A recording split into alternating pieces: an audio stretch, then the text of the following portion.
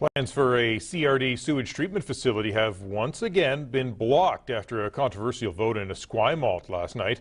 Though Mayor and Council initially suggested and later zoned McLoughlin Point as a potential site, they now say they will not allow a waste management plant to be built in their community.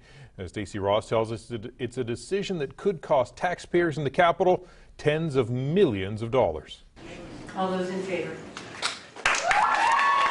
An emotional reaction as Esquimalt Council votes not to rezone for a sewage treatment plant at McLoughlin Point. You heard a resounding turn this bylaw down. It does not fit. But that's not all. Monday night, Council also voted to have staff amend current zoning on the site to prevent any kind of waste management facility. It's the first time we've seen things done really right in one of these kinds of issues in many years. We certainly owe a debt to our council, and we're going to stand behind them. McLoughlin Point was considered the best spot by the CRD and initially Esquimalt too.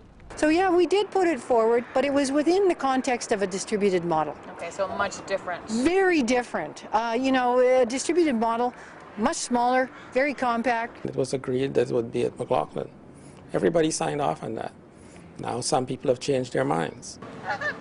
Desjardins says there are many other options, other locations, but the CRD committee chair says no. We spent a lot of time looking, and we couldn't find a better place than that.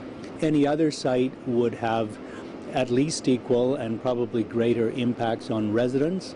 It would also have greater costs. If we move it away from McLoughlin to a different location, we're talking about an additional $60 to $100 million.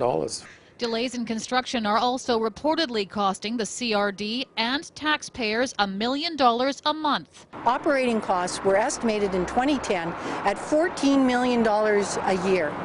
So at $1 million a month increase, we're still saving $2 million a year every year we don't operate that plant. The CRD's sewage committee is meeting Wednesday. Their next step could include asking the province to step in. But we currently have no plans to insert ourselves into what is ultimately a decision that the local governments have to make. By federal law, the CRD must have secondary sewage treatment in place by 2020.